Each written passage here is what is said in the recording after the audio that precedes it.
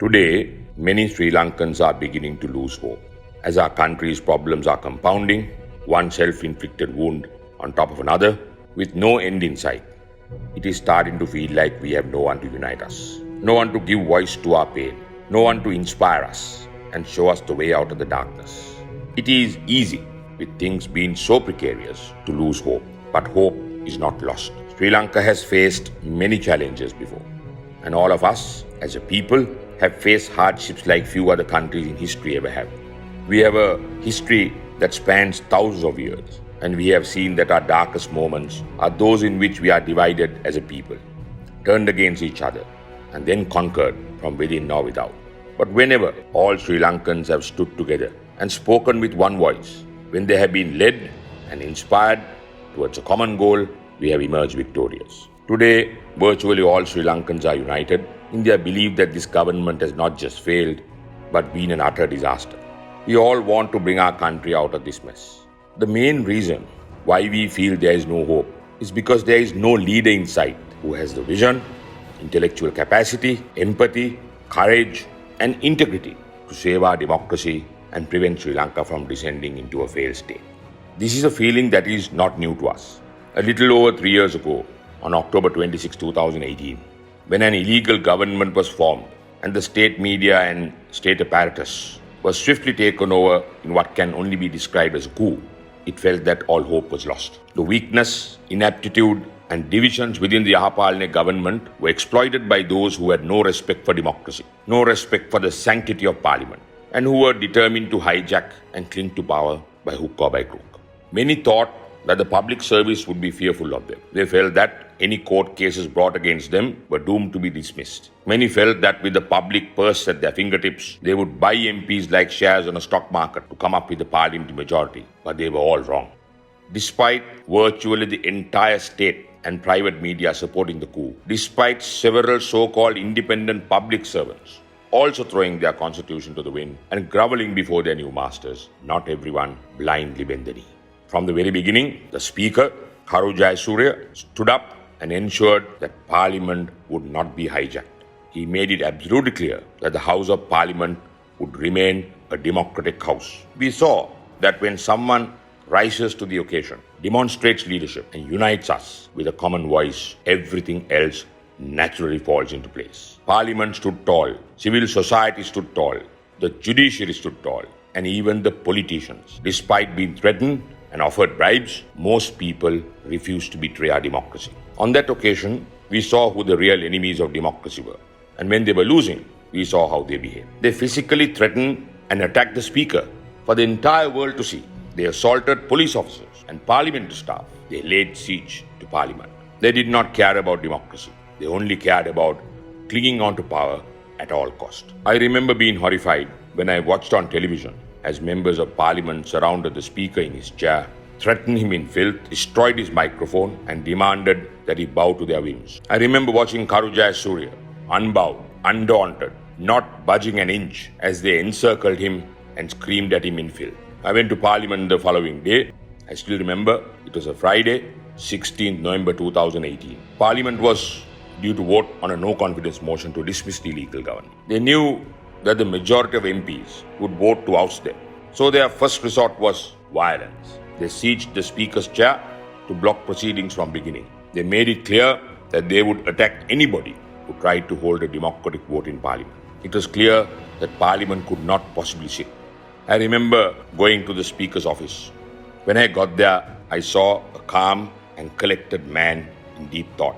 When I asked him what he is going to do, he said, "I'm going to go in and do what is expected of a Speaker." I remember telling him, "So how can you go in when these people are conducting themselves like thugs?" He looked into my eyes and said, "Sushanta, I have to do it.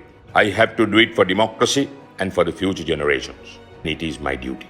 I asked him whether it's practically possible. And then he smiled, saying, "You watch and see what I do." I went back to the gallery and saw as he fearlessly led a group of Parliament police officers into the Parliament chamber, the Sergeant at Arms clutching the mace by his side.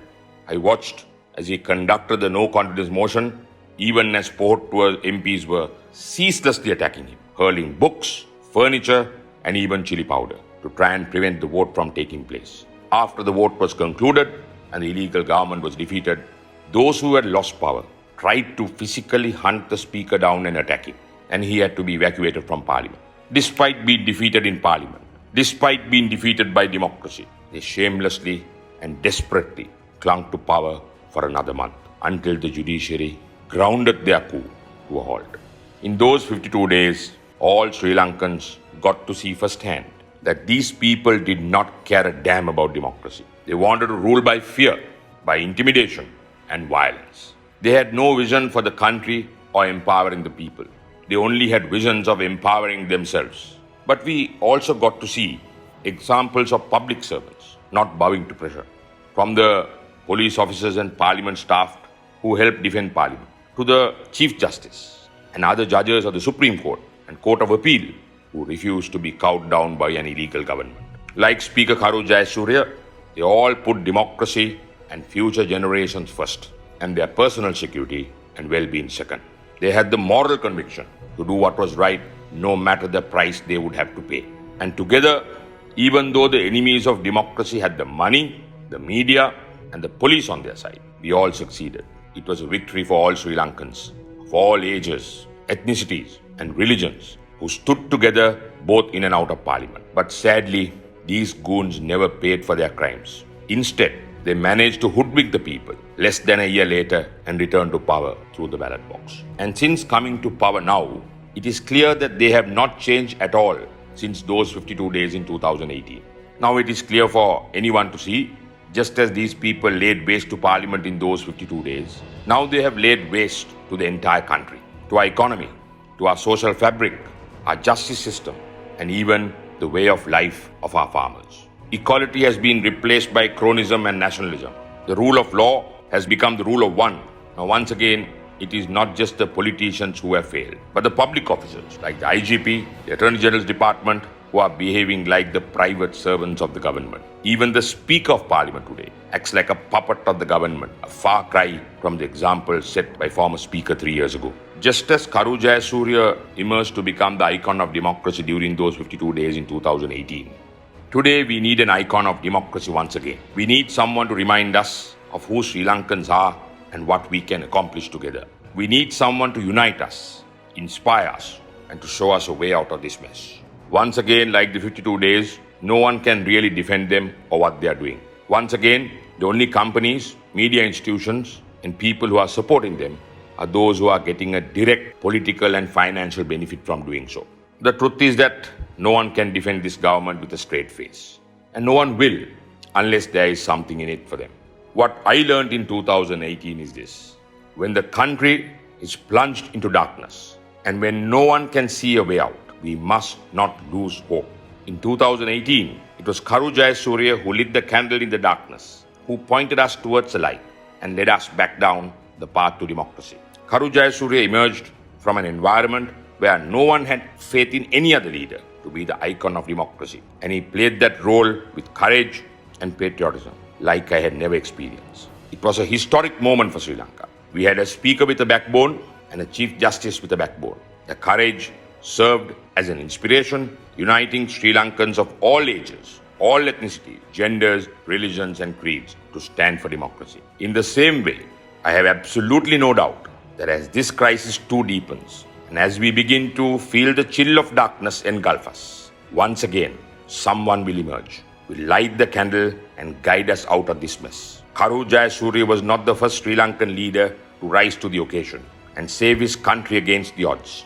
And he certainly will not be the last. And when the right leader emerges, I have no doubt that once again, all Sri Lankans will find their strength. With or without the traditional media, the country will once again stand together. Once again, we will choose democracy over dictatorship before it's too late.